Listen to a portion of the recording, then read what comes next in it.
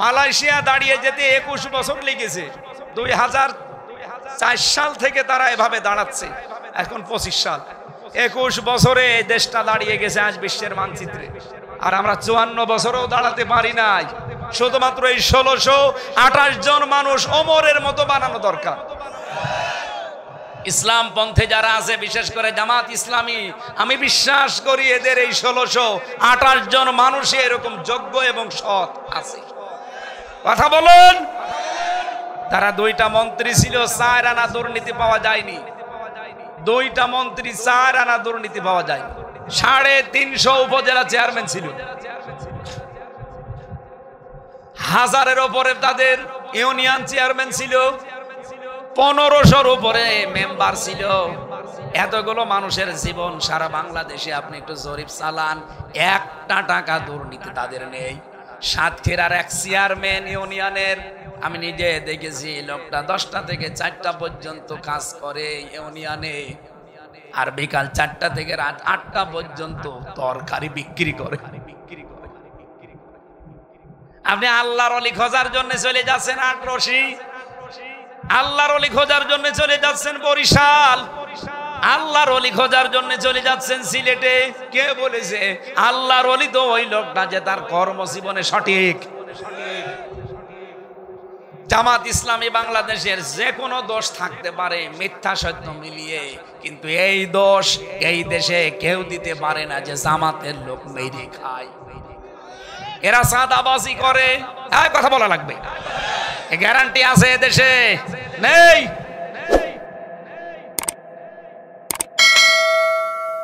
প্রধান অতিথি আগমন, শুভেচ্ছা স্বাগতম। প্রধান বক্তা আগমন, শুভেচ্ছা স্বাগতম। আমির হামজার আগমন, শুভেচ্ছা স্বাগতম। আমির হামজার আগমন, শুভেচ্ছা স্বাগতম। শুভেচ্ছা স্বাগতম। আমির হামজার আগমন, আমির হামজার আগমন, শুভেচ্ছা স্বাগতম। নারায়ে তাকবীর, আল্লাহু আকবার। নারায়ে তাকবীর, আল্লাহু আকবার। নৌবাড়ির পক্ষ থেকে লাল গোলাপ শুভেচ্ছা, অত্র মানুষের পক্ষ থেকে লাল গোলাপ শুভেচ্ছা, কুড়িগ্রামের পক্ষ থেকে লাল গোলাপ শুভেচ্ছা। আলহামদুলিল্লাহ। আমার আজকের আলোচনার বিষয় আপনারা তেলাওয়াতকৃত আয়াত শুনে বুঝেছেন কিনা আমি জানি না, বাংলা বলছি। আজকের আলোচনার বিষয় হচ্ছে সাবধান, কার আদর্শ অনুসরণ করছে, প্রশ্নবোধক চিহ্ন দেওয়া আছে। সাবধান দেওয়ার পরে আশ্চর্যবোধক চিহ্ন দেওয়া আছে। এরপরে কার আদর্শ অনুসরণ করছে আপনার কাছে প্রশ্ন। এটাকে আমি নিজে বানালাম। সূরা আরাফ 35-36 2টা আয়াত পড়েছি, তাফসীর আকারে কথা বলবো ইনশাআল্লাহ। বাংলাদেশের ঐতিহ্যবাহী জেলা কুড়িগ্রাম, রৌমারী থানার অন্তর্গত ইজলামারী মোহাম্মদিয়া নুরানিয়া হাফিজিয়া মাদ্রাসার উদ্যোগে 24তম বাৎসরিক ঐতিহাসিক তাফসীরুল কোরআন মাহফিলের স্বনামধন্য সভাপতি, রৌমারী কারামতিয়া আদর্শ ফাজিল ডিগ্রি মাদ্রাসার সম্মানিত অধ্যক্ষ, হাজার হাজার আলেমের উস্তাদ, ইসলামিক চিন্তাবিদ, শিক্ষাবিদ মাওলানা মোহাম্মদ মোকসেদ আলী দামাত বারকাতুহুমুল আলিয়া, মাহফিলের প্রধান অতিথি, বাংলাদেশ জামাত ইসলামী মনোনীত এমপি প্রার্থী, না শব্দটা ঠিক হয়, বাংলাদেশ জামাত ইসলামী থেকে 300 জনকে যে এমপির ঘোষণা দেওয়া হয়েছে, এরা কেউ পদপ্রার্থী নয়, সব নমিনি। আমাদের ওপরে চাপিয়ে দেওয়া হয়েছে। এই 300 নমিনি যারা আছে, কেউ যদি জোর করে বলে যে আমারে দেওয়া লাগবে, তারে ভোট দেওয়া যায়। আর আমি যতটুকু জানি, আমি নিজেও তো কুষ্টিয়া 3 আসনের নমিনি। সুতরাং বাংলাদেশ জামাত ইসলামীর সারা বাংলাদেশে যেখানে মনোনীত এমপি প্রার্থী বলবেন না, লিখবেন না, বাংলাদেশ জামাত ইসলামী থেকে মনোনীত নমিনি। এটা আপনারা এই নিয়ম নীতি জানেন কিনা জানি না। উনি জোর করে কিন্তু আসেন না। ওনার এই আসনে থানা আছে 3টা, এই 3 থানায় যত রোকন আছে তাদের ভোট হয় গোপনে। এই ভোট বাক্সে সবচাইতে বেশি ওনার নাম এসেছে, এই কারণে তার নাম এখানে দেওয়া। হয়তো উনি যদি অন্য দলের মতো গলা বাড়িয়ে বলে আমারেও দেওয়া লাগবে। জামাতের আমির যিনি এখন আছেন ডক্টর শফিকুর রহমান ওপেন ঘোষণা দিয়েছেন, বাংলাদেশ জামাত ইসলামী থেকে কেউ যদি এমপি হয়, মন্ত্রী হয়, 5 বছরে তার 1টা টাকাও বাড়বে না। আমি ওপেন চ্যালেঞ্জ দিয়েছি তার সাথেও, এই বাংলাদেশে অন্য কোন দলের লোক যদি এই চ্যালেঞ্জ দিতে পারে আপনি তাকেও ভোট দিন। এখনো 73টা দল আছে এই দেশে, নিবন্ধিত অনিবন্ধিত মিলে প্রায় 73টা দল এদেশে কাজ করছে, তারাও ভোটে দাঁড়াবে। অন্য কোন দলকে ঘোষণা দিতে বলেন তো দেখি।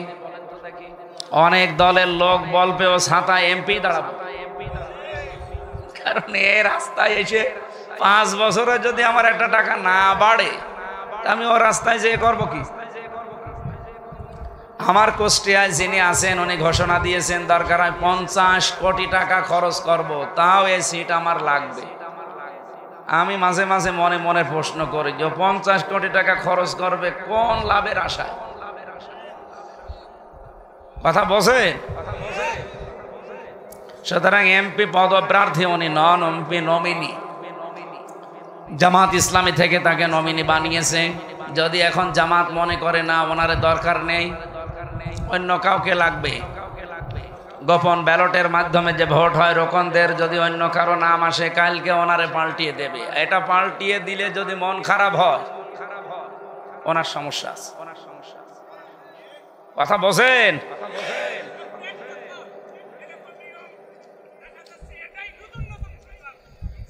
দ্বিতীয় তাফসীর কারক হিসাবে এখানে এতক্ষণ কথা বলেন, সময় পাননি।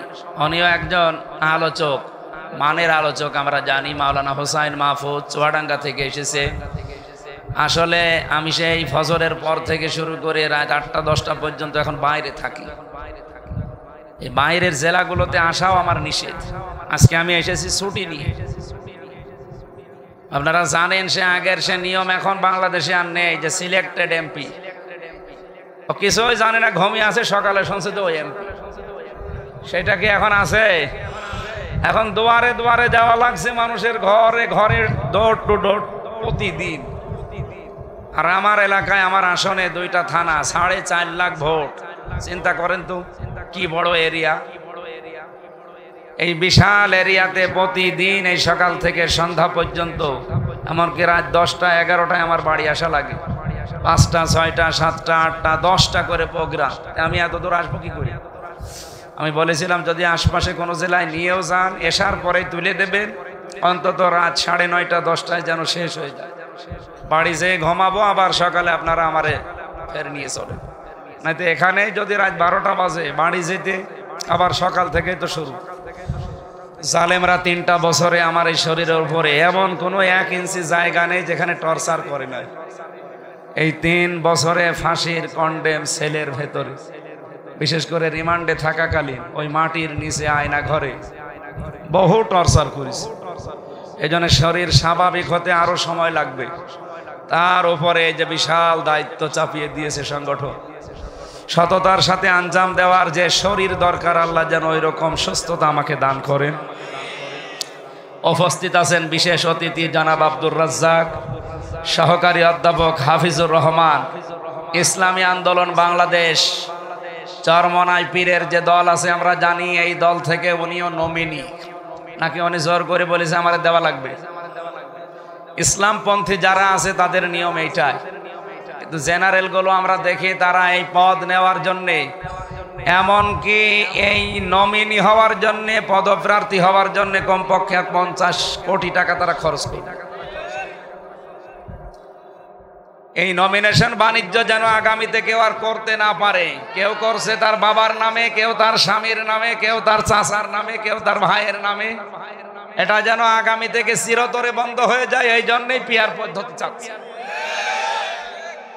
অন্য কোন উদ্দেশ্য যারা এই পিয়ার পদ্ধতি চায় তাদের নেই। আপনি জিজ্ঞাসা করেন গোপনে, তারা এই জন্যে চাচ্ছে আপনি মন মতো স্বৈরাচার হয়ে উঠবেন, হাসিনার মতো না। আপনাকে কন্ট্রোল করার জন্য বাকি যারা আছে তারা আপনাকে লাগাম টেনে ধরার জন্য থাকবে, আপনি আর মন মতো কিছু করতে পারবেন না। আমি এই বিষয়ে যদি আলোচনা থাকতো আমি করতাম, সুতরাং ইঙ্গিত দিয়েছি। সহকারী অধ্যাপক উনি মনে হয় কোনো কলেজের হবে বা মাদ্রাসার হবে, জনাব হাফিজুর রহমান কলেজের, আল্লাহ তাকে কবুল করুন। আমন্ত্রিত অতিথি যত মানুষের নাম দিয়েছে, এর নাম পড়তে তো আরো 10 মিনিট লাগবে, একবারে দোয়া করে দিলাম নাকি। রাফা'না লাকা যিকরাক। সম্মানিত পরিচালক রিয়াজুল ইসলাম ভাই এখানে উপস্থিত হয়েছেন, আপনাদের থানার অভিভাবক অফিসার ইনচার্জ সম্মানিত ওসি সাহেব, ওনার বাড়ি সেই ফরিদপুর, পাশেই কি জানো গোপালগঞ্জ। নাম শুনলে কেমন যেন লাগে, তারপরও ভালো, পাশে তো একেবারে জায়গা মতো না। আল্লাহ তার গোলামকেও যেন কবুল করেন। এখানে আসি বিশেষ করে এই কুড়িগ্রাম, জামালপুর, শেরপুর এ সমস্ত জেলাতে, কোথায় কুষ্টিয়া আসতে একদিন লাগে। এখান থেকে আমার মনে হয় কমপক্ষে 10 ঘন্টা লাগবে আমার এই গাড়িটা নিয়ে যেতে। এখানে তো 11টায় যদি শেষ করি, সকাল 6টায় আমার প্রোগ্রাম আছে কুষ্টিয়া শহরে। সারা রাত এই গাড়িতে ঘুমাবো কখন? 3 বছর জেলে থাকাকালীন সত্য কথা বলছি, ম্যাডাম এখন আমার আর দেখতে পারে না। 3 বছর ছিলে বাইরে, এরপরে আবার রাস্তায় রাস্তায়, যে তোমার বিয়ে করার দরকার। কথা তো ঠিকই আছে, কিন্তু আমি করব কি? দেশটা যদি সিঙ্গাপুরের মতো 42 কিলো হইতো, 45 মিনিটে যাওয়া আসা শেষ, আরে আসতেই লাগে 10 ঘন্টা। আর যদি সেই কক্সবাজারের টেকনাফে মাহফিল হয়, যাওয়া আসা করতে লাগবে 2 দিন। ও যে রাগ করে এমনি করে না, এবার মাইকে শুনছে না, আজকে গেলে আবার বাড়ি উঠতে দিল। সে ছাড় দিচ্ছে, অনেক ছাড় দিয়েছে দিনের জন্য, ইসলামের জন্য, মানবতার জন্য। আল্লাহ তার ওই বান্দিকে যেন কবুল করেন। পুলিশ সদস্য ভাইরা যারা এসেছেন, তাদের ডিউটির বাইরে, যে 8 ঘন্টা ডিউটির বাইরে যে সময়গুলো আজকে কাটাচ্ছে, এর জন্য সরকার তাদের কিন্তু বেতন বেশি দেবে না, আপনারাও দেবেন না। তারপরও আজকে যারা অন্তত প্রতিদিন এভাবে কাজ করছে, আল্লাহ তাদেরকে আজকে কোরআনের জন্য যেন কবুল করেন এই সময়টা। মঞ্চে বসা যাদের মাধ্যমে বলছিলাম না, যে মহিদুল ইসলাম, জাকির হোসেন ভাই, এদের মাধ্যমে আমরা আসি। আগামী থেকে আমিরে জামাতের নির্দেশ, কোন জেলায়, থানায়, ইউনিয়নে গেলে দায়িত্বশীল যারা আছে তাদেরকে বলে যাবেন, কারণ এখন তো আমাদের শত্রুর আর অভাব নেই। এই জন্য নিরাপত্তার স্বার্থে আমরা চেষ্টা করব যারা দায়িত্বে আছে জেলার, থানার, উপজেলার এবং ইউনিয়নের, এই মানুষগুলোকে যোগাযোগ করে বলে আসার। আল্লাহ যেন আমাদেরকেও তৌফিক দেয়। দল মত নির্বিশেষে আজকের এই অনুষ্ঠান, এটা কি শুধুমাত্র জামাত ইসলাম আর চরমনায়ের অনুষ্ঠান? এমনকি অন্য ধর্মের যারা এলাকায় বাস করে, অন্য ধর্ম বাস নেই আছে, হাদা বায়ানুল লিন্নাস হুদাল লিন্নাস। আল্লাহ তাআলা বলেন কোরআন শরীফ শুধু মুসলমানদের জন্য না, মানুষ যারা তাদের জন্য। সুতরাং ধর্মেরও কেউ যদি এসে থাকেন, আপনাদেরকে ওয়েলকাম জানাচ্ছি। কোরআন শুনতে এসেছে, আল্লাহ রাব্বুল আলামিন সবাইকে নিয়ে তার কোরআনে প্রবেশ করার তৌফিক যে আমাদেরকে এই সুন্দর পরিবেশে দিলেন, বলেন আলহামদুলিল্লাহ। দরুদ আর সালাম পড়ছি নবী মুহাম্মদুর রাসূলুল্লাহ সাল্লাল্লাহু আলাইহি ওয়াসাল্লামের প্রতি। এই মাসে আল্লাহ তাকে পাঠিয়েছিলেন। কি মাস চলছে এটা? রবিউল আউয়াল। যদিও রবিউল আউয়াল আসলে আমরা অনেকে নবীজির মহব্বতে পাগল হয়ে যায়, কিন্তু যে বিষয়ে মহব্বত করা দরকার সেই অনুসরণের মাধ্যমে সেইটাই আমাদের খেয়াল নেই। তাকে আপনি ভালোবাসেন, মহব্বত করেন, কিন্তু অনুসরণের মাধ্যমে। তাকে অনুসরণ না করে যদি শুধু জিলাপি খেচুড়ির জন্য মহব্বত হয়, আপনি আল্লাহর কাছে ক্ষমা পাবেন? বলেন বলেন, একটু খেয়াল করে শুনবেন এই আয়াতটা, যদিও আপনি এর আগেও শুনেছেন, আমি নতুন ভাবে বলছি। রব্বুল আলামিন বলেন, কুল ইন কুনতুম তুহিব্বুনাল্লাহ ফাত্তাবিউনি ইউহিব্বুকুমুল্লাহ। নবী আপনি দুনিয়ার মানুষকে বলেন, যারা এই কথা বলে আল্লাহ তোমাকে ভালোবাসি, এ দাবি আমাদের নেই। কথা বুঝতেছেন ভাই? এটা ক্লাস চলছে, এ দাবি আমাদের আছে কিনা বলেন তো, যে আল্লাহ তোমাকে ভালোবাসে? যারা এ কথা বলে আল্লাহ তোমাকে ভালোবাসে, তাদেরকে আপনি বলেন আল্লাহ তোমাকে ভালোবাসে, এ কথা বলার দরকার নেই। আমাকে যদি কেউ ভালোবাসার প্রমাণ দিতে চায়, সে যেন আপনার অনুসরণ করে। আমি কোরআন শরীফ ছেড়ে দিলাম আপনার কাছে। পৃথিবীতে যত মানুষ আছে, যদি দেখাতে পারেন সূরা আলে ইমরানের 31 নম্বর আয়াতে যে আল্লাহ বলেছেন আল্লাহকে যদি ভালোবাসতে চাও রসুলকে ভালোবাসো, দেখান। নেই। অথচ আমরা এইটাই শুনেছি এতদিন, যে আল্লাহকে ভালোবাসিয়ে দাবি যদি কেউ করে, সে যেন রসুলকে ভালোবাসে। কোথায় আছে আপনি? এখানে ফাত্তাবিউনি শব্দ আছে। তাবউন শব্দের শাব্দিক অর্থ হচ্ছে দেখে দেখে চলা। অধ্যক্ষ মকসেদ আলী সাহেব আমার সামনে দিয়ে হেঁটে যাচ্ছে, কতটুকু পায়ের ডিস্টেন্স রেখে পা ফেলতেছে, কিভাবে হাত নাড়াচ্ছে, কিভাবে মাথা দোলায়, ঠিক ওইভাবে দেখে দেখে চলার নাম তাবউন। আপনি এখানে হাব্বন শব্দের অর্থ করেন কি করে? এখানে কি হাব্বন আছে? আল্লাহ যদি ইউহিব্বুকুমুল্লাহ দিতেন, যে তোমাদেরকে যদি কেউ আল্লাহকে ভালোবাসিয়ে দাবি পূরণ করতে চাও, রসুলকে ভালোবাসো, আমার আল্লাহ বললেন রসুলকে যেন সে অনুসরণ করে। আমি আল্লাহ কি করব যেন অনুসরণ করলে? ইউহিব্বুকুমুল্লাহ, নিজেই তাকে ভালোবাসা আরম্ভ করব। আমি আল্লাহ তাকে ভালোবাসা আরম্ভ করেছি, এ কথা কিন্তু এখানে নেই।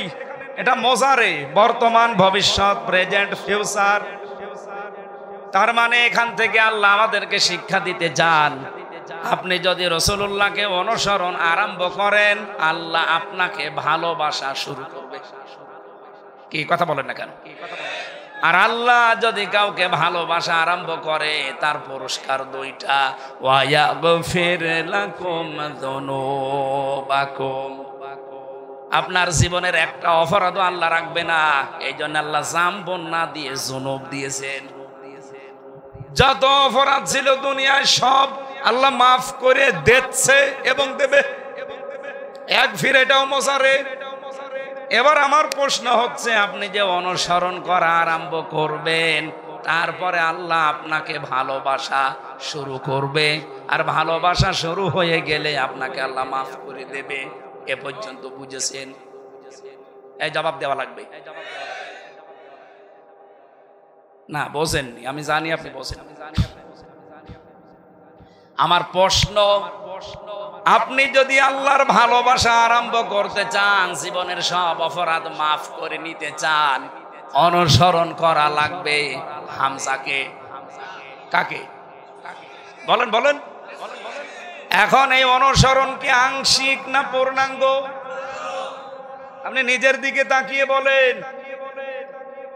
আপনার 3.5 হাত বডি থেকে, পরিবার থেকে আন্তর্জাতিক জীবন পর্যন্ত আপনি একটু চোখ বোলান, বলেন তো আল্লাহর রসুলের অনুসরণ হচ্ছে আমাদের আংশিক না পূর্ণাঙ্গ?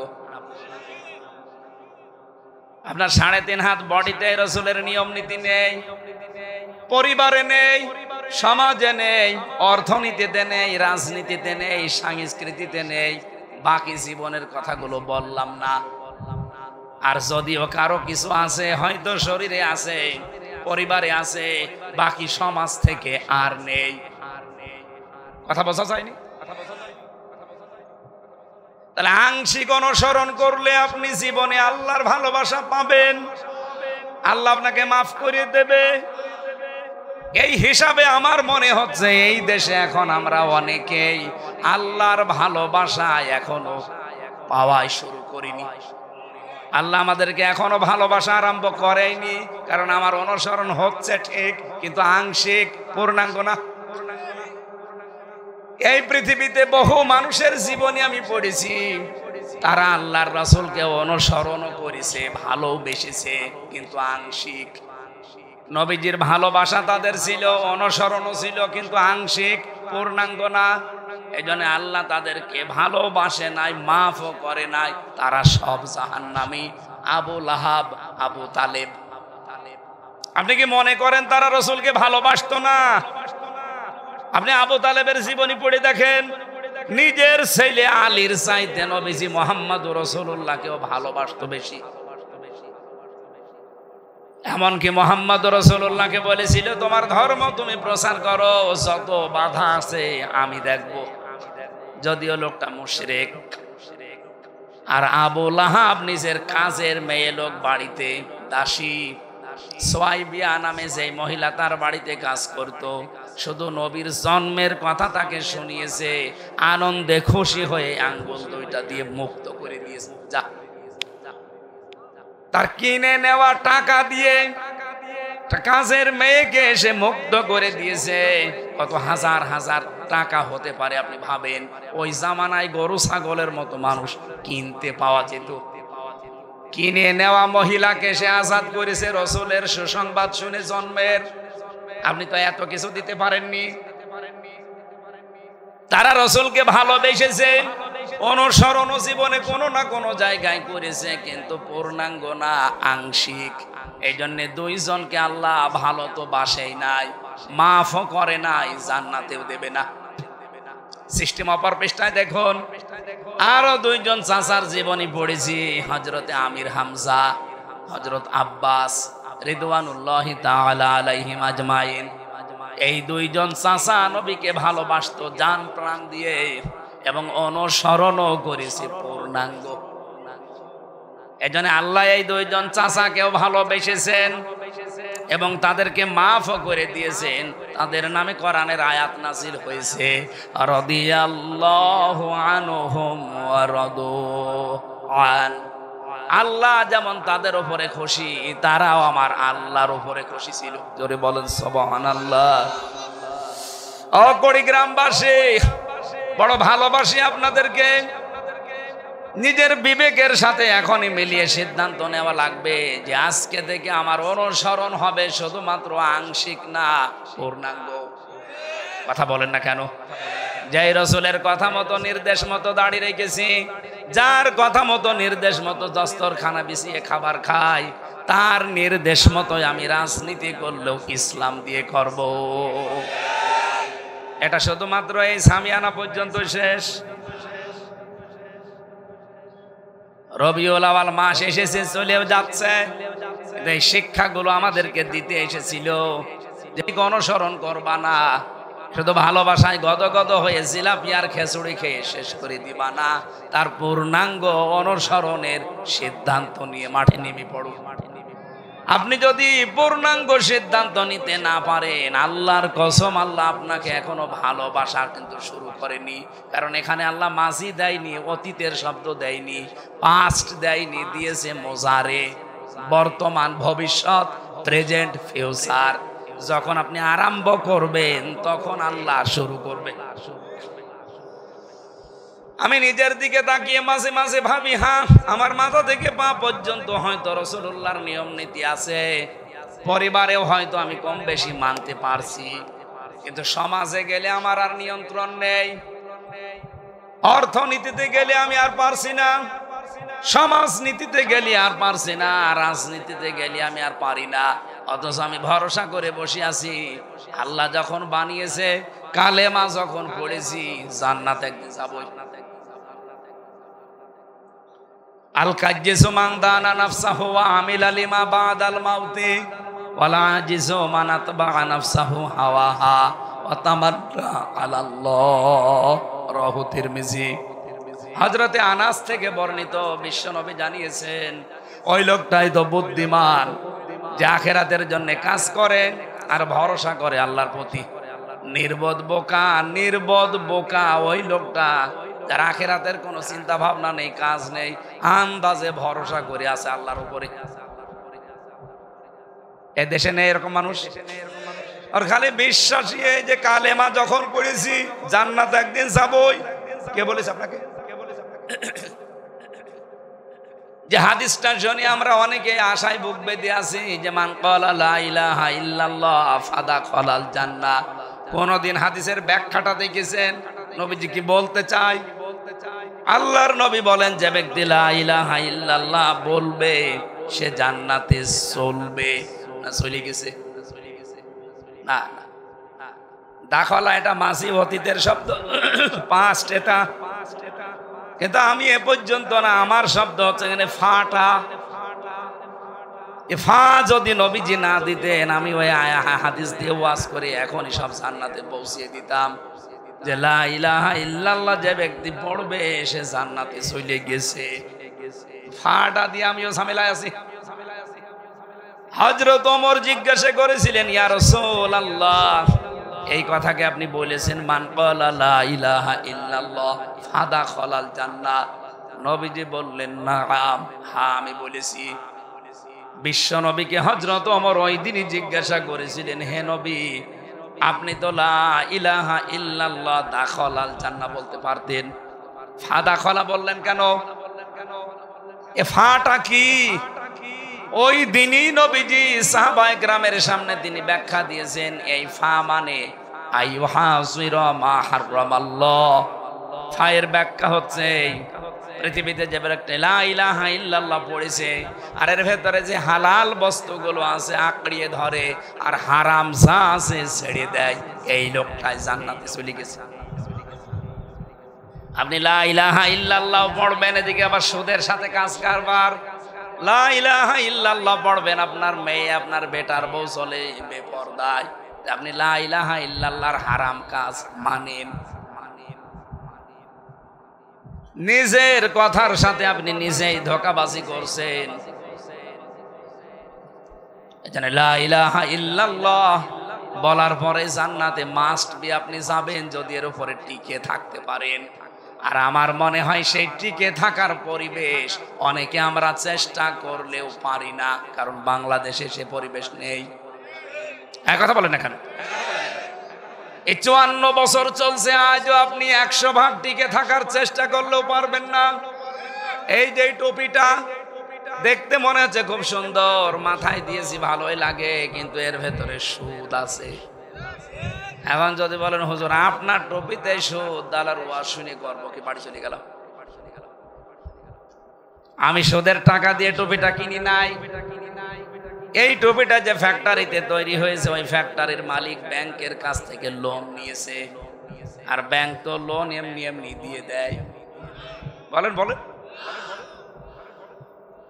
আমি ডাইরেক্ট সুদ যদি নাও খাই, ইনডাইরেক্ট খাচ্ছি। এইতে আমার মনে হয় এদেশে যদি ফেরেশতা জিবরাইল এসে বাস করে, তারও যে অর্থনৈতিক অবস্থা আমাদের দেশে সুদ ভিত্তিক, তারও সুদের সাথে কারবার করা লাগবে। আমরা তো এইটাই পাল্টাতে চাই, যেখানে 1 টাকা সুদ খেলে মায়ের সাথে 33 বার জেনা করার গুনাহ হয়, সেই সিস্টেমটা 54 বছরে আমরা পাল্টাতে পারলাম না। মাওলানা সাইদি সাহেব 50-60 বছর একাধারে ওয়াজ করে গেছে, সুদ বন্ধ হয়েছে।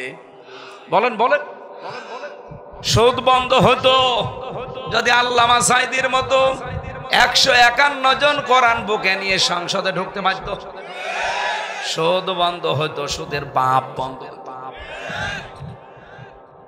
বলে সুদ ছাড়া ব্যাংক চলে না, চলে না মানে সৌদি আরবে চলছে না, মালয়েশিয়া চলছে না। ইসলামী দেশগুলোতে যে দেখেন, আফগানিস্তানে যান, সুদ ছাড়া যে ব্যাংক চলে তার প্রমাণ পৃথিবীতে আছে। আপনি চালাতে পারেন না, তার কারণ হচ্ছে আপনার অর্থনীতি সুদ দিয়ে ভরা।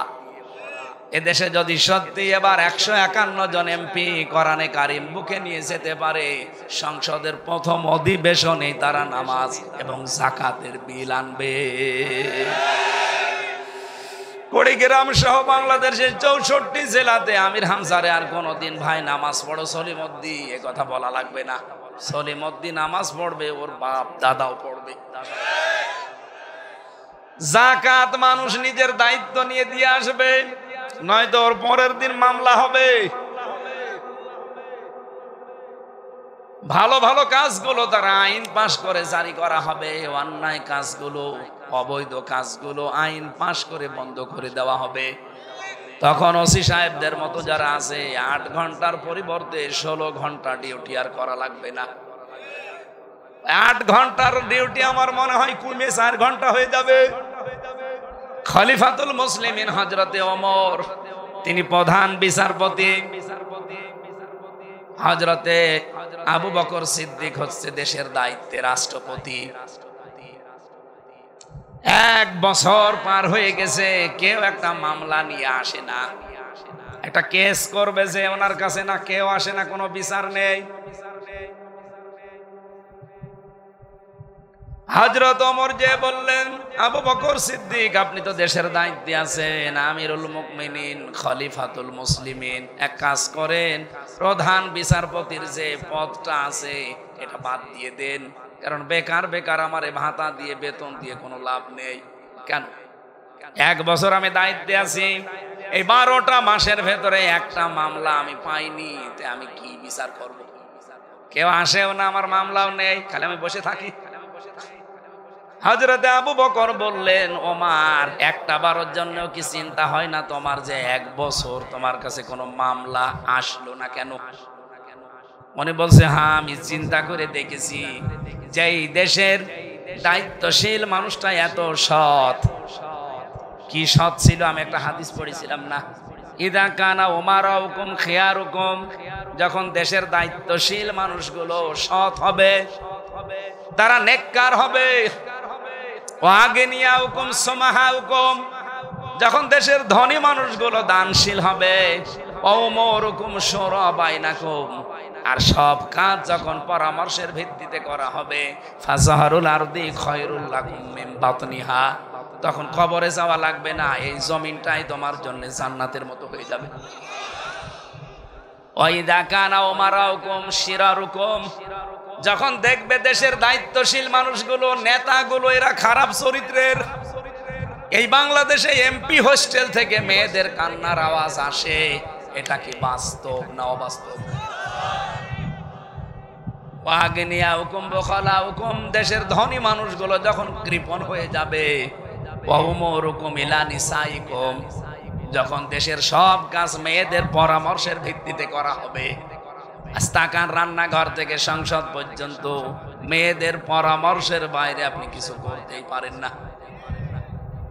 আমি নিচে নামলাম না, ফাবাতনুল আরদি খায়রুল লাকুম মিন যাহরিহা, তখন নবীজি বলেন যে কবরে চলে যেও, দুনিয়ায় থাকার দরকার নেই, কারণ এই দুনিয়ার জমিনটার চাইতে কবরের জমিন তোমার জন্য নিরাপদ।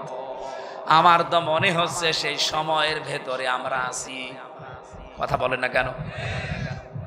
হযরত ওমর বলে, খলিফা আপনার মতো মানুষ দেশের দায়িত্বে, আমি তো আপনাকে চিনি, আপনি এই খেলাফতের দায়িত্বে, রাষ্ট্রপ্রধানের দায়িত্বে থাকাকালীন আপনার ছেলে আপনার কাছে একবার বলেছিল যে বাবা আমি পায়েস খেতে চাই। দেশের প্রধানমন্ত্রীর ছেলে বলছে, বাবা আমি পায়েস খেতে চাই।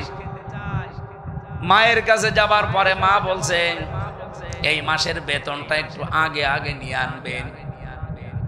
এই মাসে তো আমাদের বেতন দেবে মনে করেন 12,000 টাকা, এই ভাতার টাকাটা আগে থেকে নিয়ে আসেন, আগামী মাসে নেওয়া লাগবে না, অন্তত একটা আশা করেছে ছেলে, তারে খেতে দেওয়া লাগবে। অনেক বলছে, আমি একটু বলে দেখি। অর্থমন্ত্রী যিনি ছিলেন তার কাছে যে বললেন, আমাকে আগামী মাসে তো বেতন দেবেন, ওই 12,000 টাকা মনে করেন আমারে আগে দিয়ে দেন, আগামী মাসে আমারে টাকা দেওয়া লাগবে না। অর্থমন্ত্রী ওই রকম ডাক দিয়ে বলছে, খলিফা টাকা আমি দিতে পারি, কিন্তু আপনাকে লিখে দেওয়া লাগবে যে আগামী 1 মাস আপনি দুনিয়ায় বেঁচে থাকবেন, আগামী 1টা মাস আপনাকে এই চেয়ারে জনগণ বসাইয়া রাখবে, এইটা আপনি লিখে দেন তো দেখি, তারপরে আগামী 1 মাসের বেতন দেব। হযরত ওমর বসে বেতন লাগবে না। বাড়িতে যে বলছে স্ত্রী, এই বলেছিলাম স্বভাব পেয়েছি, এই পায়েস খাওয়া লাগবে না। আমার মনে হয় বাংলাদেশে কোন একটা মেম্বারও পাওয়া যাবে এরকম, বলেন। আর আমি নিজে চিল্লাচ্ছি মানে আমিও কি ওইরকম? হযরত ওমর, হযরত আবু বকরের স্ত্রী উম্মে রোমানা রাদিয়াল্লাহু তাআলা আনহা, তিনি ঠিক 15 দিন পরে পায়েস রান্না করে ছেলেকে আর স্বামীকে দিয়েছেন। ছেলে তো খাওয়া আরম্ভ করেছে। হযরত আবু বকর স্ত্রীকে বললেন, দাঁড়াও, কোথায় পেলে তুমি? আমি তো টাকা এনে দেইনি। হযরতে উম্মে রোমানা স্ত্রী বলছেন, স্বামী আপনি মনে করবেন না আমি হারাম কোনো ইনকাম নিয়ে খাওয়াচ্ছি আপনাকে।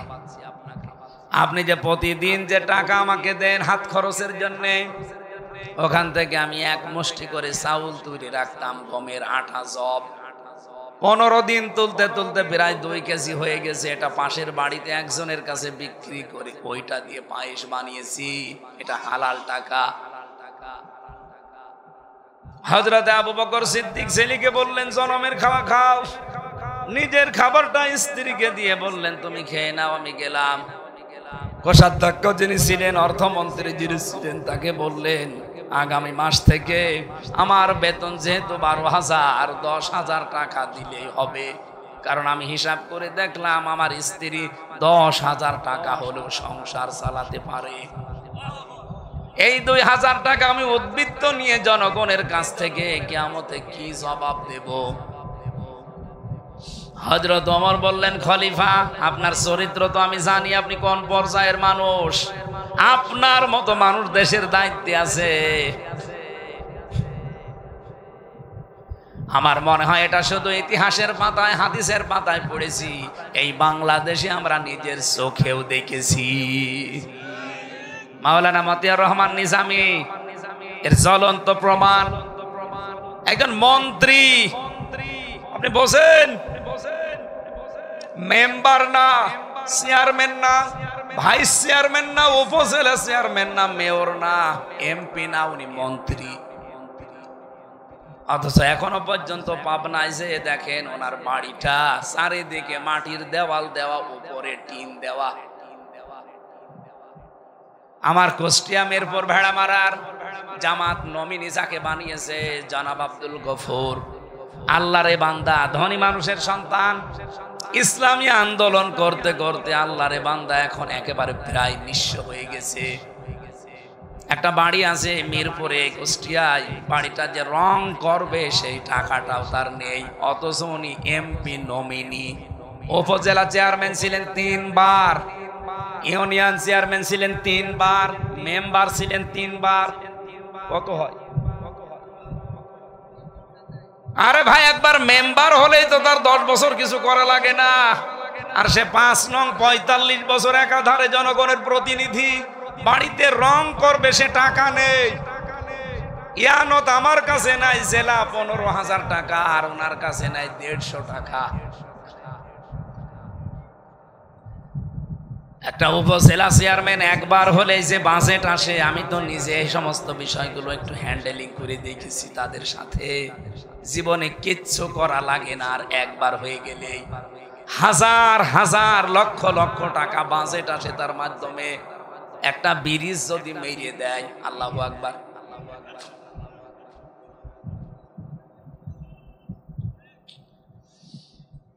আমি যখন চুয়াডাঙ্গায় পড়তাম দর্শনা, এই যে চিনির মিল, চিনি আসে, এই জেলায় চিনির মিল আছে নেই? দেওয়ানগঞ্জ আছে। সব চাইতে বড় চিনির মিল এই বাংলাদেশে চুয়াডাঙ্গার দর্শনা কেরুস মিল। এত বড় বিশাল মিল আজ পর্যন্ত কোনোদিন লাভের মুখ চোখে দেখেনি। প্রতি বছরে লস হয়। শুধু একবার লাভ হয়েছিল, যেবার শিল্পমন্ত্রী ছিল মাওলানা নিজামী। এমনি হয়নি, উনি এমন একজন সৎ এমডি কে পাঠিয়েছিলেন যে দায়িত্ব দিয়ে সঠিকভাবে পালন করলে ওখান থেকে লস না লাভ হয়। তার প্রমাণ এইটা। আমি তখন ওখানে পড়তাম, আমি দেখেছি নিজের চোখে। রাত 2টার সময় এসেছে উনি, ঢাকা থেকে ওনারে পাঠিয়েছে মাওলানা নিজামী গোপনে যে যান, এতদিন তো লস হয়, এবার দেখি ওখানে লাভ বের করা যায় কিনা। আল্লাহর বান্দা ওখানে রাত 2টায় পৌঁছিয়েছে। দারোয়ানকে পরিচয় দেওয়ার পরে দারোয়ান তা ভয়ে ঘাবড়িয়েছে। দারোয়ানকে বলছে, তোমার ডিউটি কয়টা পর্যন্ত? এই কয়টা। ঠিক আছে, তোমার পোশাকটা একটু খুলে দাও। ওনার পোশাক খুলে নিজের গায়ে নিয়েছে, আর ওনার যে জামা ছিল হাফ জামা, ওইটা বলছে তুমি এইটা পরিধান করে তোমার ওই যে ঘর আছে ঘুমিয়ে পড়ো, বাকিটা আমি দেখছি। ফজরের নামাজ পড়েছে আল্লাহর বান্দা, ড্রাইভারকে দিয়ে গাড়ি বাংলোতে পাঠিয়ে দিয়েছে। ফজরের নামাজ শেষ করার পরে দারওয়ানের পোশাক, সকাল থেকে ডিউটি শুরু, সবাই আসতেছে, একটা একটা করে দরজা খুলে দিচ্ছে। 10টা পর্যন্ত খুলে দিয়েছে। 10:45 বাজে একজন অফিসার এসে গাড়ির হরেন দেয়, খুলতে চাই না। কি গো, আজকে দারওয়ান কি হয়েছে, ঘুমিয়ে গেল নাকি? তাকিয়ে দেখে দাঁড়িয়ে দারওয়ান, কিন্তু দরজা খোলে না। এই বেটা, দরজা খুলে দেন না, আপনার জন্য আজকে দরজা খোলা হবে না। এখন বাজে 10:45, আপনি আজকে বাড়ি চলে যান। আরে দারওয়ানের বাচ্চা, 45 মিনিট মাত্র লেট, আর আমি বাড়ি চলে যাব মানে? এই মেলের আমি 3 নাম্বার দায়িত্বে আছি। উনি বলছে আপনি যত বড় দায়িত্বে থাকেন না কেন, আমিও নতুন এসেছি, আপনাকে আমি ঢুকতে দেব না, কারণ আপনার 45 মিনিট লেট। 10টার আগ পর্যন্ত আমি সবাইকে ঢুকিয়েছি, 10টার পরে যারা এসেছে বার্গেনিং করে হলো ফেরত দিয়েছি। বাবা মা তুলে যখন কথাবার্তা আরম্ভ করেছে, বলছে ঠিক আছে স্যার আপনি যান। অনেককে তো ফেরিয়ে দিলাম, আপনার মুখের ভাষা স্যার, আপনার জাস্ট রোগ পাক, আপনার দ্বারা হবে না, যান আপনি। দারওয়ানকে বলছে বেটা তোর পোশাক নে, চলে গেছে ঘরে। অফিসে প্রবেশ করে ডাক দিয়েছে যে অমুককে একটু ডাক দেন। এসে দেখে ওই দারওয়ান, কিন্তু পোশাক আশাক উল্টা পাল্টা। ভেতরে যাবার পরে বলছে স্যার, আপনার সালাম দেওয়া লাগবে না, কারণ আপনার মুখে সালাম মানায় না।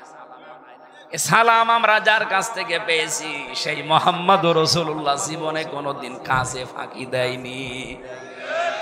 আপনার যে দাড়ি, এত বড় বড় দাড়ি কেটে ফেলেন, আপনার মুখে দাড়ি মানায় না। কিসের জুব্বা গায়ে দিয়েছেন আপনি, মাথায় আবার পাগড়ি দেওয়া, আপনার জন্য পাগড়ি না, এই পাগড়ি আপনার মাথায় থাকলে আপনি যে ফাঁকি দেন, আপনার জন্য রাসূলুল্লাহর বদনাম হবে। 1 বছরের ভেতরে এমন কড়াকড়ি, এমন টাইট করেছিল, ওই বছরেই এত দিনের মিল কোনোদিন লাভ হয়নি, এবার লাভের মুখ চোখে দেখেছে। দেশের নেতাগুলো সত্যি কথা বলছি, কোরআন সামনে নিয়ে, মাত্র 1628 জন মানুষ দায়িত্ব পালন করে এই দেশে। এই 1628 জন মানুষ যেদিন আবু বকরের মতো, ওমরের মতো হবে, এই দেশটা একটা মিনি জান্নাত হয়ে যাবে। আমার ভাইরা, যে কথা তুলেছিলাম আপনাদেরকে বলার জন্য, আমাদের অনুসরণ যদি আজকে শুধু আংশিক করে আমরা শেষ করে দেই, রাজনীতিতে মানতে পারি না, রাষ্ট্রীয় জীবনে মানতে পারি না, পারিবারিক জীবনে মানতে পারি না, শুধু ব্যক্তিগত জীবন, আরে এই 3.5 হাত বডিটা, তাছাড়া আমার আয়ত্তে, আমার নিয়ন্ত্রণে কিচ্ছু নেই। আপনার এখন নিজের বিবেককে প্রশ্ন করে বলেন, আল্লাহ আমাদেরকে ভালোবাসা আরম্ভ করেছে না? কারণ আমাদের অনুসরণ তো পূর্ণাঙ্গ হচ্ছে না, আংশিক হচ্ছে। আমি একজন জীবনী পড়ছিলাম, ওর নাম আব্দুল্লাহ ইবনে উবাই। এই লোকটার পুরা জীবন আমি পড়েছি, কোনো ভুল আমার চোখে ধরা পড়েনি, শুধু একটা ভুল পেয়েছি। ওর মাথা থেকে পা পর্যন্ত রাসূলের সুন্নত ছিল। আল্লাহর নবী একদিন শুধু বলেছিলেন যে আল্লাহর কাছে নাম প্রিয় আব্দুল্লাহ আর আব্দুর রহমান। মসজিদে নববীতে কথা শোনার পরে ও দৌড় দিয়েছে। বাড়িতে যে নিজের ছেলেকে ডাক দিয়ে বলছে তোর নাম পাল্টিয়ে দিলাম আব্দুল্লাহ। ছেলে ছিল, ছেলের নাম পাল্টিয়েছে, নাতি ছেলে ছিল, নাতি ছেলের নাম বলছে আব্দুল্লাহ। ওর বাবার নাম পাল্টিয়ে দিয়েছে আব্দুল্লাহ, ওর দাদার নাম পাল্টিয়ে দিয়েছে আব্দুল্লাহ, এমনকি ওর নিজের নামও পাল্টিয়ে দিয়েছে আব্দুল্লাহ। আব্দুল্লাহ দরকার 1 2 3 4 5 6 নম্বর হিসাবে ডাকবো, তাও আমাদের নাম কি? নবীজির কথা শোনার পরে কি অনুসরণ করতে বলেন তো? নিজে নবীজির পেছনে নামাজ পড়তো, ইফতারি করতো নবীর সাথে, সব আমি ওকে পেয়েছি। শুধু রাজনৈতিক জীবনে ও রাসূলুল্লাহকে মানত না, ওর আদর্শ ছিল তলে তলে আবু জেহেল। আমার মনে হয় বাংলাদেশে এরকম লোক নেই, আছে মানে আমরা। আরে কথাগুলো সঠিকভাবে বোঝাতে গেলে বলো হুজুর টেনে কথা বলছেন। কে বলেছে আপনাকে? এ পৃথিবীতে শুধু 2 জন নবীর জীবনী আমি বাদ দিয়ে যত নবীর জীবনী পড়েছি, কোন নবীর জীবনীতে এটা পাইনি তাদেরকে আল্লাহ এই নির্দেশ দেয়নি, আন আকিমুদ্দিন ওয়ালা তাতাফাররাকু ফি। খালি সুলাইমান নবী আর আদম নবীর সময় মানুষই ছিল না, আর সুলাইমান নবীর সময় উনি বাবার কাছ থেকে রাজত্ব পেয়েছিলেন। বাকি যত নবীর জীবনী আমি পড়েছি আমার এই ছোট্ট জীবনে, এই 33 বছর বয়স আমার, প্রত্যেকটি নবীকে আল্লাহ পাক এই আদেশই দিয়েছেন যে দিন কায়েম করো, কারণ দিন যদি কায়েম না হয় ইচ্ছা থাকলেও তুমি আমার বিধান মানতে পারবা না। এরকম জায়গা দেশে নেই, বলেন বলেন, প্রত্যেকটা জায়গায় এরকম আজ একটা দিক আর বিভাগ দেখান যেখানে আপনি টিকে থাকতে পারবেন, সেরকম পরিবেশ আছে? পারবেন না। আপনার মন চাইলেও আপনি পারবেন না। কোর্টে যান, কোর্টের ইট পর্যন্ত টাকা চাই। আমি তো এই 3 বছর ঘোরাঘুরি করে দেখলাম, কোর্টে যাবেন, কোর্টের অন্যান্য জায়গায় তো টাকা লাগে। আমার মনে হয় ইটও বাকি আছে, হুজুর টাকা দেন। এটা বাস্তবগত সত্য, আমরা নিজে প্রমাণ পেয়েছি। এই জন্য বললাম আমরা চাচ্ছি এই সিস্টেম পাল্টাতে, যদি আপনাদের সমর্থন থাকে। আর যদি আপনাদের সমর্থন না থাকে, আবার এই দেশে ঠিক ওই ফ্যাসিস্টদের আগমন ঘটবে। আবার আপনাকে চাঁদা দেওয়া লাগবে, আপনি আবার রাহাজানি চিন্তায় খুনের সম্মুখীন হবেন। মালয়েশিয়া বাংলাদেশের চাইতে প্রায় 7 ডবল বড়। আমি প্রতিদিন রান করতাম প্রায় 2000 কিলো, 2200 কিলো, 3000 কিলো পর্যন্ত। এত বড় বিশাল দেশ। রাত 12টা, 1টা, 2টা, 3টা নেই, ড্রাইভারকে নিয়ে চলে যাচ্ছি এই প্রদেশ থেকে ওই প্রদেশে। 2000 কিলোমিটার, 3000 কিলোমিটার রাস্তা,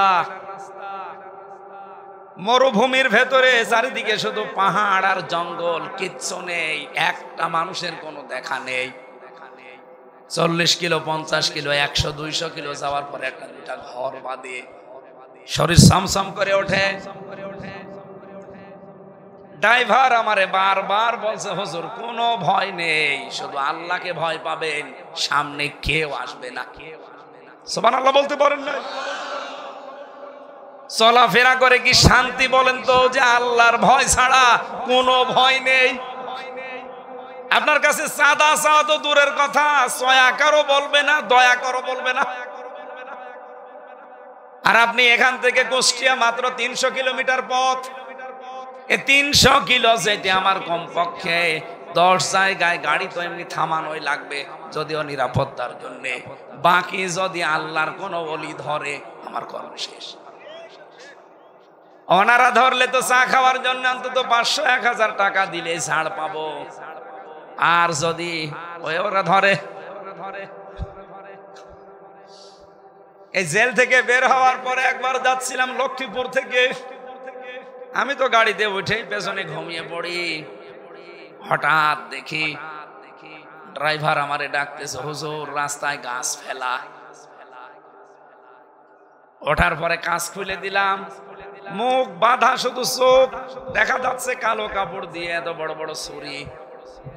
আমার দিকে তাকিয়ে বলছে, হুজুর আপনার টাকাও নেব, আল্লাহ মাফ করবে।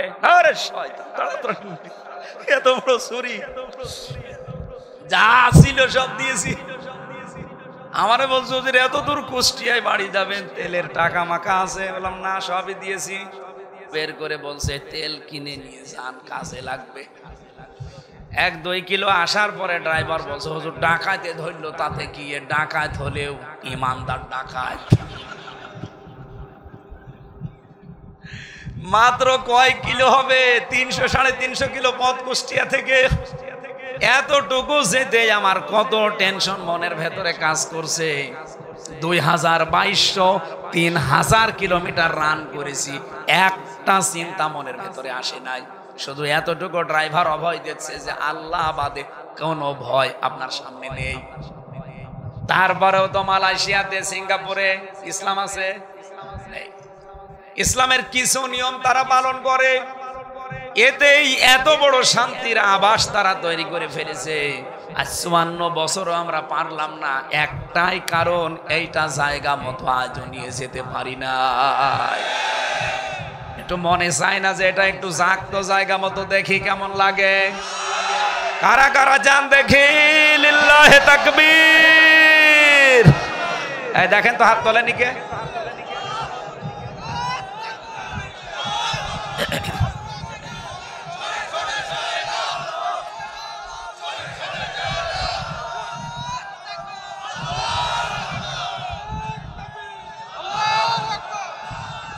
আলহামদুলিল্লাহ ভাই, নবীজিকে এই রবিউল আউয়াল মাসে শুধু আংশিক না, এই আব্দুল্লাহ ইবনে উবাইয়ের মতো না, পূর্ণাঙ্গ অনুসরণ করে নবীর সাথে জান্নাতে যেতে চাই ইনশাআল্লাহ। আমার আজকের আলোচনার বিষয় কি বলেছিলাম মনে আছে? সাবধান, কার আদর্শ অনুসরণ করছে। এবার আসেন সূরা আরাফ থেকে, নাকি চলে যাবে? বেশি হয়ে গেল নাকি?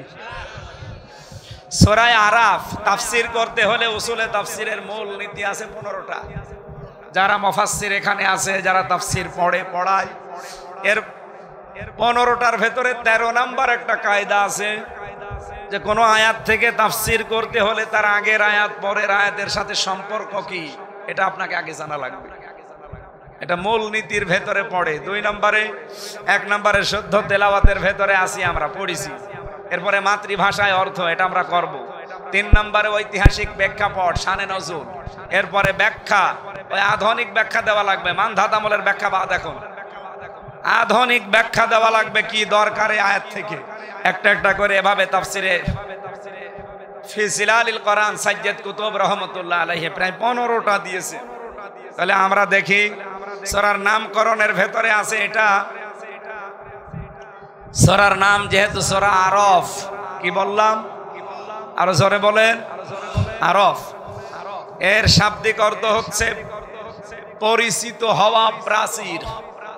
জান্নাতের আর জাহান্নামের মাঝে একটা প্রাচীর দেওয়া থাকবে, ওখানে আল্লাহ কিছু মানুষকে বসিয়ে দেবে। ওরা জান্নাতেও যাবে না, জাহান্নামও যাবে না। এটা 46-47 নাম্বার আয়াতে আছে এই নামকরণের বিষয়গুলো। অবাইনাহুমা হিজাব ওয়া আলাল আরাফি রিজালু ইয়ারিফুনা বিসীমাহুম ইলা আখিরি আয়া।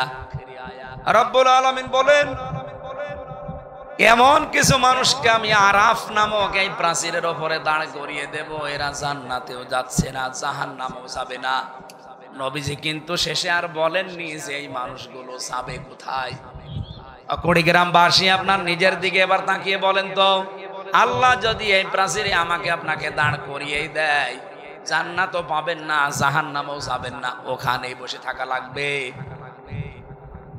এবার সাহাবী প্রশ্ন করলেন, নবীজি ওরা জান্নাতে যাবে না কেন?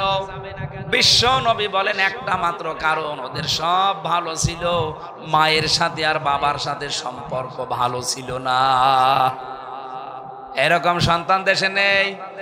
বলেন বলেন। শুধু আছে বলে আপনি শেষ করে দিচ্ছেন না, আমি এর সাথে একমত না।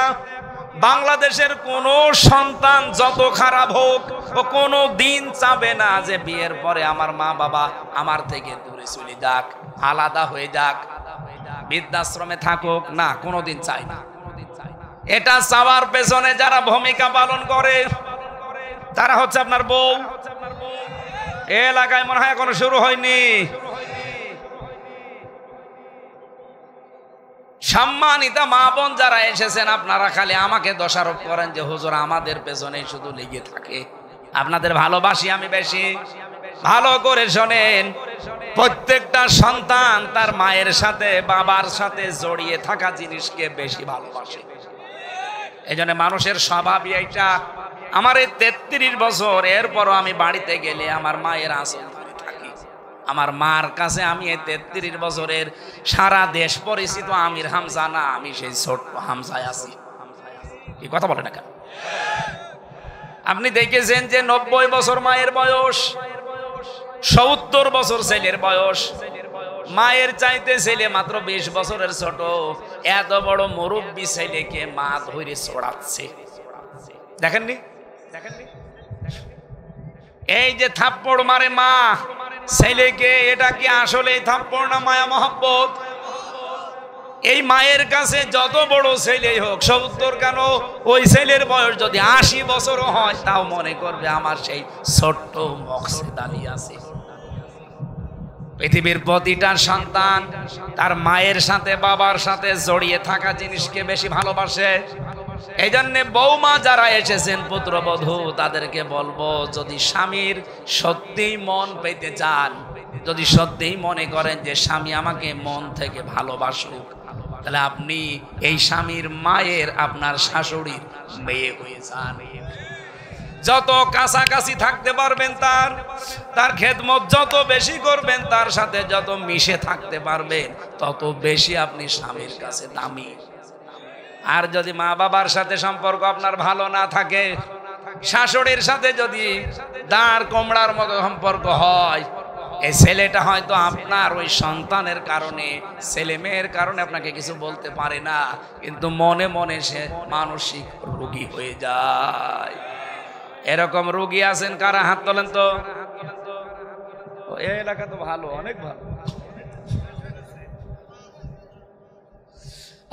গ্রামবাসী, বিশেষ করে মেয়েরা যারা এসেছেন, আপনাদের আমার একটাই ওয়াজ, শুধু নামাজ পড়ে রোজা রেখে কালো বোরকা পরে জীবনও জান্নাত যেতে পারবেন না। আপনার সবচাইতে বড় দায়িত্ব আল্লাহর বিধানের পরে আপনার স্বামী। আপনার স্বামী যেটা জায়েজ, ওইটা যদি পছন্দ করে, আপনাকে ওইটা জীবন দিয়ে হলেও পছন্দ করা লাগবে। আমি নিজে একজন স্বামী, যত স্বামী আছে এখানে, প্রত্যেকটা স্বামীর পক্ষ থেকে আমি বলতে পারি, প্রতিটা স্বামী আমরা চাই আমি গরিব আর ধনী হই, আমার মা বাবা আমার সাথে থাকবে। এটা চান না? 100টার 98টা বউ এটা চাই না, নাকি বেশি বলে ফেললাম? কি এটা জায়েজ কাজ? আর আমি নিজে পছন্দ করি, আমি চাই, আপনি এটা চান না কেন? আপনার বাবা আমার কাছ থেকে কি টাকা নিয়ে এসে দেওয়া লাগে? আমার খেয়ে থাকি না খেয়ে থাকি, আমার 25 বছর আমার পেছনে শ্রম দিয়েছে বিনা স্বার্থে। এই মা, এই বাবা, এরা আমার সাথে থাকবে। আমি যদি পান্তা ভাতও খাই, তারা তাই খাবে। কিন্তু আমি পারি না, শুধু আপনার কারণে। আপনি খালি কানের কাছে মুখ নিয়ে বলেন, এ বুড়ি বুড়ি যদি বাড়ি থাকে তো ভাত খাবো না। শেষ পর্যন্ত বাধ্য হয় অনেক ছেলে মা বাবাকে হয় আলাদা করে দেয়, অথবা বৃদ্ধাশ্রমে রেখে আসে। সেদিন কিশোরগঞ্জে ছিলাম, একটা বৃদ্ধাশ্রমে আমার নিয়ে গেল দেখার জন্যে। দেখি এইদিকে 25 জন বাবা, এইদিকে 25 জন মা চেয়ার নিয়ে বসে আছে। আমি দেখতে যাব, এই জন্যে কর্তৃপক্ষ বলেছে হুজুর আসতেছে, আপনারা বসেন। একটার সাথে আর একটা কথা বলছিলাম যে কি এদের মনের দুঃখগুলো, যেই কয়জনের সাথে কথা বলেছি, প্রত্যেকটা মার বাবা হাওমাও করে আমারে ধরে হাওমাও করে কেঁদেছে আর বলেছে, আমাদের বৃদ্ধাশ্রমের জীবনের জন্য শুধু আমার ছেলে দায়ী না, বৌমা দায়ী। আমি আশা করব আগামীতে যেন এই পরিবেশ আমাদের আর দেখতে না হয়। এই জন্য শুধু আমাদের ছেলেদের দোষ দিয়ে না, মা বাবা আপনি পার পাবেন না, আপনারও দোষ আছে। আপনার দোষ হচ্ছে 4টা কাজ আপনার প্রতি ফরজ ছিল, আপনি একটাও করেননি। 1 নম্বরে আমার একটা সুন্দর নাম রাখার দরকার ছিল আপনার। আপনি কি নাম রেখেছেন? আমার এমন একটা নাম আপনি দিয়েছেন, ওই নামের প্রভাবে আমার ভেতরে আরো উলট পালট হয়। আপনি এমন নাম রেখেছেন, সন্তানের ওই নামের প্রভাব পড়বে তার জীবনের উপরে। আমি সেদিন কুষ্টিয়ার বড় বাজারে একটা দোকানের নাম লেখা দেখলাম, মিহাদ স্টোর।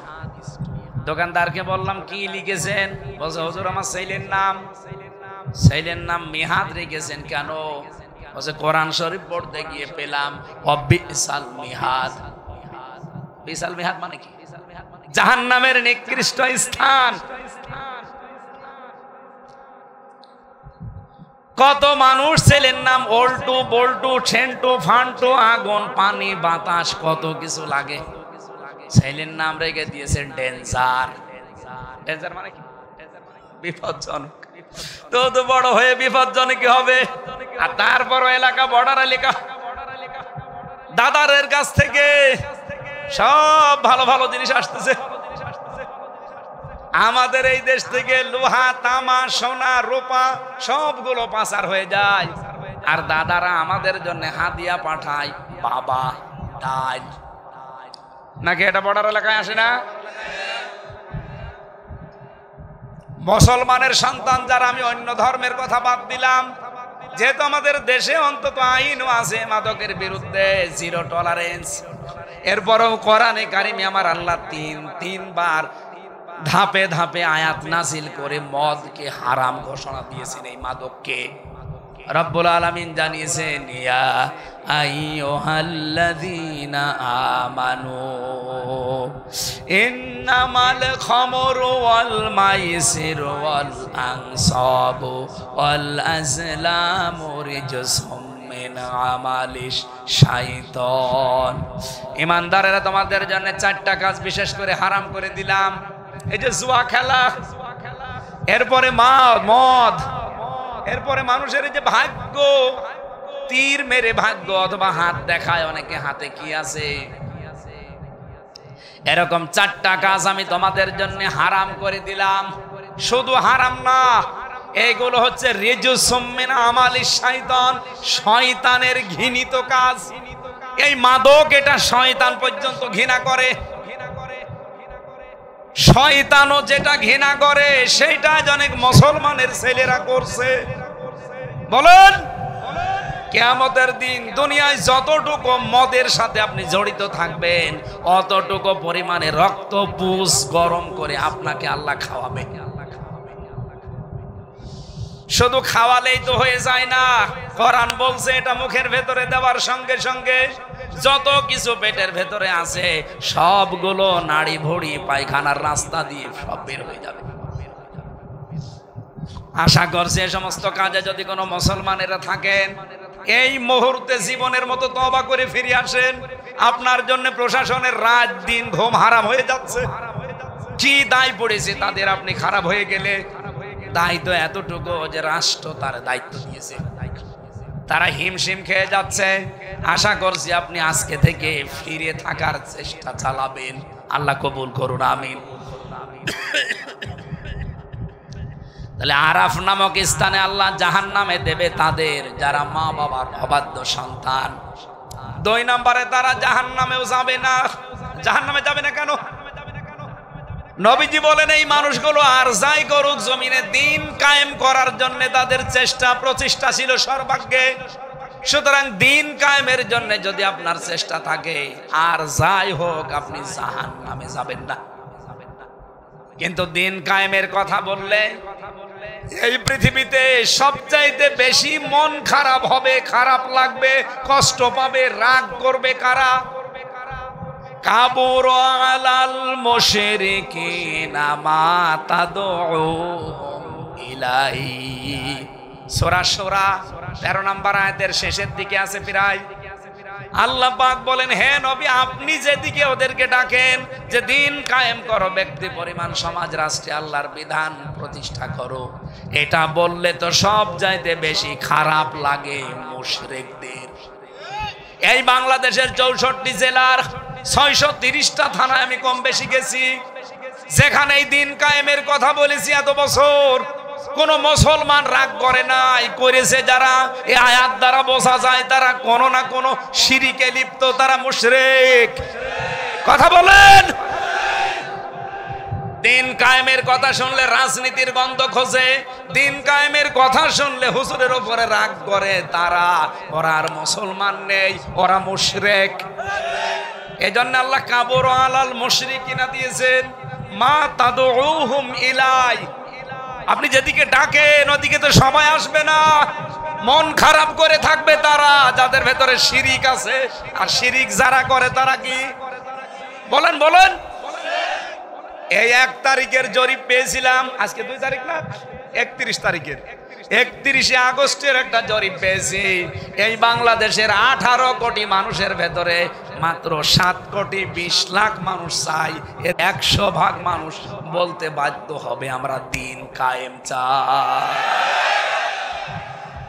রাজবাড়িতে একজনের বাড়ি, ওনার নাম গোবিন্দ চন্দ্র পরামানিক, হিন্দু মহাজোটের মহাসচিব।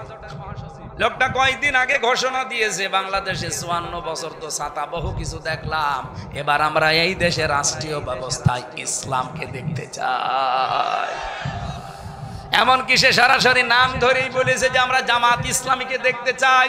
তাহলে এই দেশে কোনো সংখ্যালঘু নির্যাতন হবে না। একটা হিন্দু যদি আশায় বুক বেঁধে সামনে এগিয়ে আসতে পারে, আপনার কি হয়েছে? আপনি নামের আগে মুসলমানের মোহাম্মদ লেখেন, আবার আগাও ছোটবেলায় কেটে রেখেছেন। আসেন না একবার দেখি আল্লাহর বিধানটা সংসদে একটু নিয়ে যান। 5 বছর লাগবে না, মাত্র আমি গ্যারান্টি দিলাম 2 বছর যদি এইটা দিয়ে চলে এই দেশ মিনি জান্নাত হয়ে যাবে। কোনো ভয় থাকবে না আপনার মনের ভেতরে। রব্বুল আলামিন বলেন, ইয়া বানি আদামা, হে বনি আদম সন্তান, ইম্মা ইয়াতিয়ান্নাকুম রাসূলুম মিনকুম, যদি তোমাদের কাছে যে রাসূলগুলো এসেছে, ইয়াকুসুনা আলাইকুম আয়াতি, যারা তোমাদের কাছে আমার আয়াতগুলো এভাবে বর্ণনা করে করে শোনায়, বলেন তো এখন কি রাসূল দুনিয়ায় আছে? আছে। এই যে রাসূলুন দিয়েছেন আল্লাহ, রাসূল না দিয়ে রাসূল দিয়েছেন বহু বছর। রাসূল যদি এখন নাই থাকবে তাহলে রাসূলুন দিলেন কেন বহু বছর? রাসূল দিতে পারতেন। কিয়ামত পর্যন্ত রাসূল আসবে না, নবী আসবে না, কিন্তু নবীর নায়েবে রাসূলরা আসবে, তারা আলেম। কথা বলেন না কেন? আল উলামা ওয়ারাসাতুল আম্বিয়া, ওলামারা হচ্ছে আলেমরা নবীর নায়েব, উত্তরাধিকারী, স্থলাভিষিক্ত। এরা যখন ইয়াকুসুনা বর্ণনা করবে তোমাদের সামনে আয়াতি, আমার আয়াতগুলো, এগুলো শোনার পরে তোমাদের ভেতরে যে বা যারা ফামানিত্তাকা, সংযত হবে, ওয়াসলাহা, নিজেদের জীবনকে যারা সংশোধন করে নিতে পারবে, ব্যক্তি, পরিবার, সমাজ, রাষ্ট্রগুলো সংশোধন করবে, ফালা খাউফুন আলাইহিম ওয়ালা হুম ইয়াহজানুন, কোনো ভয় নেই তাদের, কোনো চিন্তা নেই। এই গ্যারান্টি কার?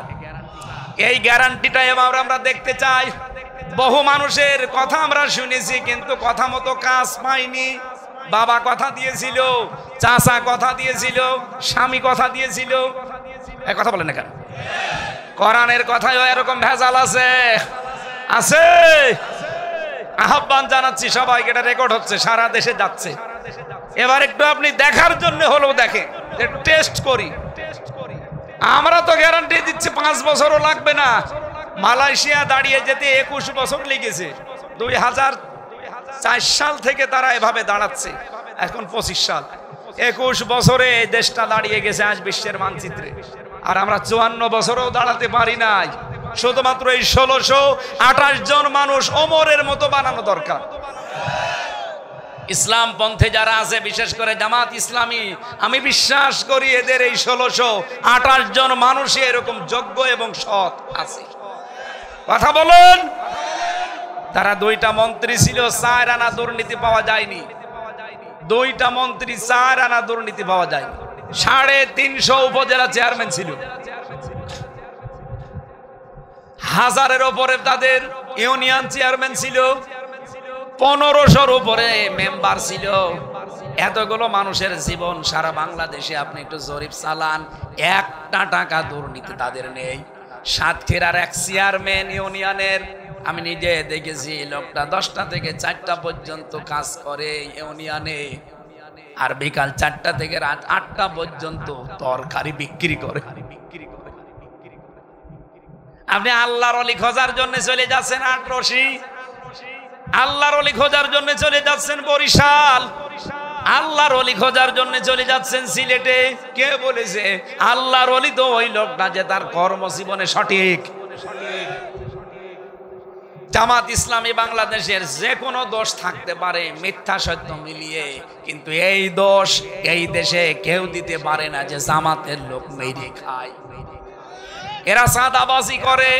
কথা বলা লাগবে, গ্যারান্টি আছে এদেশে নেই। শিবিরের ওপরে যে 2টা দোষ দেওয়া হয়েছে তাহা মিথ্যা। বলা হয় যে তারা রগ কাটে। 1977 সালে তাদের প্রতিষ্ঠা। এই 25 সাল পর্যন্ত আজ পর্যন্ত শিবির রক কেটেছে, আমার দেখা তো নেই, জানাও নেই। ধর্ষণ মামলা আজ পর্যন্ত শিবিরের একটাও নেই। বাংলাদেশের 630টা থানায় 77 থেকে 25 পর্যন্ত খোঁজ নিয়ে দেখেন, একটা ধর্ষণ মামলা নেই। অথচ কত দোষ এদের উপরে দেওয়া হয়, আমরা নাকি নারী বিদ্বেষী। আরে ভাই, এই বাংলাদেশে সবচেয়ে বেশি নারীদেরকে সম্মান দেই আমরা। একজন তো কয়েকদিন আগে ঘোষণা দিয়েছে, আমরা যদি পাশ করি সামনে হলগুলোতে মেয়েদের হলে ছেলেরা যাবে, দেদারসে কোনো অনুমতিও লাগবে না। একটা কথা হইল।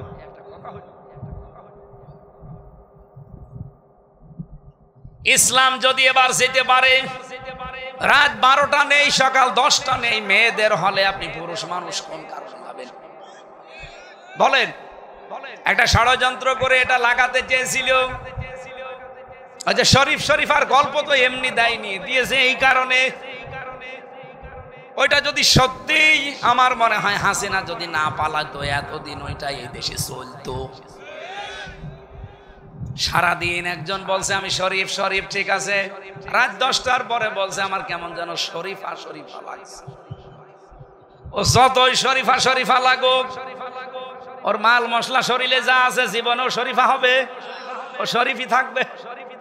কিন্তু যেহেতু হাইকোর্ট রায় দিয়েছে যে তোমার মনে হলেই তুমি শরীফা, ও বাধ্য করবে আপনাকে মহিলা হোস্টেলে ও সিট নেবে।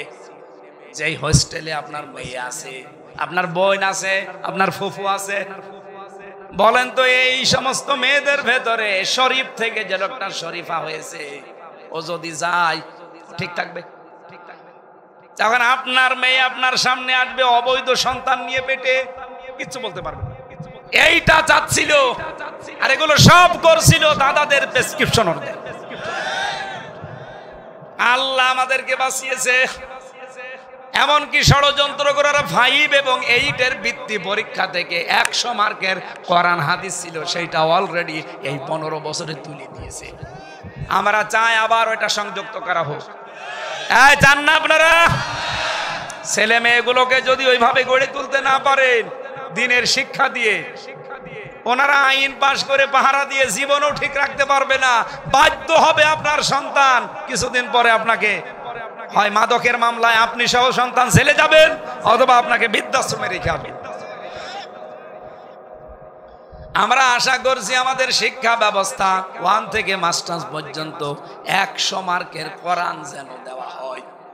সেদিন একটা সেমিনার ছিল, তারেক জিয়া সাহেবের ঘনিষ্ঠ যারা, একেবারে ঘনিষ্ঠ, তাদের 2 জন, এবং এদেশে ইসলামপন্থী যারা আছে সবগুলো আমাকেও ডেকেছি। ঢাকাতে একটা সেমিনার হয়েছে এইভাবে যে আমরা আগামীতে চাই 1 থেকে মাস্টার্স পর্যন্ত কোরআনে কারিমের 100 মার্ক মাস্ট বি পার্সোনাল থাকা লাগবে, এবং এর জন্য আলাদা আলাদা শিক্ষক দেওয়া লাগবে। একটা কলেজের যদি 25 জনের বেতন হয়, একটা ধর্মীয় শিক্ষকের বেতন হবে না? বলেন। কলকাতার মতো জায়গায় হিন্দু মমতা ব্যানার্জি সেই মসজিদের ইমাম, মুয়াজ্জিন, খাদেমকে বেতন দেয় সরকারি ভাবে। আর বাংলাদেশে আমরা 92% মুসলমান, পারি না। পারবো কি করে? সব তো আল্লাহর ওলিরা পাচার করে, কেউ বেগম পাড়া, কেউ সাহেব পাড়া। আল্লাহর খেলা উল্টা, কেউ থাকতে পারে না। এই তো বাইরের দেশে গিয়েছিলাম, শয়তানরা থাকতে পারে না। যে হোটেলে উঠেছি, নিচে নেমে দেখি 2 শয়তান চা খাচ্ছে। হুজুর দোয়া করেন, আমরা আগেই পালিয়েছি। পালালেন কেন? আপনারা 620টা বাড়ি, আচ্ছা ভূমি মন্ত্রী ছিল যেটা, দোয়া করেন, দোয়া তোমার জন্য দোয়া আসবে। 620টা বাড়ি বানিয়েছে শয়তান, একটাও থাকতে পারে না। এদেশে গুলো তো সব আগুন লাগিয়ে পুড়িয়ে দিয়েছে, আর বাইরে যা আছে সব তালা লাগানো। হোটেলে থাকে, প্রতিদিন 20,000, 50,000, 1 লাখ টাকা করে নাইট ভাড়া। জেলখানার মতোই আছে। কি করলেন এই অবৈধ সম্পদ গুলো এক জায়গায় করে? নিজেও এখন ভোগ করতে পারেন না, তালা লাগানো, সাহেব পাড়া থাকেন তো হোটেলে ভাড়া করে। এদের থেকেও শিক্ষা নিতে পারেন না? যারা চাঁদাবাজি করে এদিক ওদিক করে, বাবা শাহজালাল মদের কাছে কুত্তা বিড়াল সব হালাল। এই নীতিতে যারা চলতে চাচ্ছেন, মনে করেন আপনি এই 2 বছরে 50 কোটি টাকার মালিক হয়ে গেলেন, কি করবেন আপনি? এরপরে যদি সুযোগ আসে জনগণের, ও 50 কোটি তো যাবেই, মাঝখান থেকে 32 নাম্বারও যাবে। ওই মাঝে মাঝে আজাবুল বুলডুজার নাজির হবে, 32 নাম্বার শেষ। ভালোই চলছিল, হঠাৎ করে উনি নাড়াচাড়া দেয়, আর এই দেশের মানুষ বুলডুজার নিয়ে ছোটে। এই জন্য আপারে বলবো, আপা যেভাবে আছেন খেয়ে দিয়ে ওখান থেকে মরে যান, আল্লাহ আপনারা যেখানে দায় দেবে। এই মাঝে মাঝে এরকম নাড়াচাড়া দিয়েন না, দিয়ে 32 নাম্বার আর 33 নাম্বার করি, শেষে দেখা যাচ্ছে গোপালগঞ্জের কবর মবর সব উড়িয়ে গেছে। এগুলো যদি কিছু হয় আপনার কারণে হচ্ছে, আপনি একটু চুপ থাকেন, আমরা অন্তত শান্তিতে থাকি। সেদিন বলেছিলাম যে গোপালগঞ্জকে মানুষ এত গালি দেয়, অন্তত এই জেলা যদি না থাকে তাহলে তো আর গালি দেবে না। ওরে নড়াইলের ভেতরে, ফরিদপুরের ভেতরে আর মাদারীপুরের ভেতরে 3টা আসন ওই জেলায়, এই 3 আসন 3 জেলায় ভাগ করে দেন, ও জেলা থাকবে না, কেউ গালি আমার উপরে রেগে গেছে। আরে আমি আপনাদের ভালোবাসি, ওই জেলা আছে বলি তো গালি দেয়। দেখেন না, ওনার জেলার পাশে বাড়ি, তাই আমার ভয় করছে। সম্মানিত ভাইরা, এর পরের যে শব্দগুলো ছিল, আমার মনে হয় এখন আমার আর গলা শরীর সব দিকে কাহিল হয়ে যাচ্ছে, অথচ 1 ঘন্টা 20 মিনিট পার হয়ে গেছে। না, শেষ করি, আর পারছি না।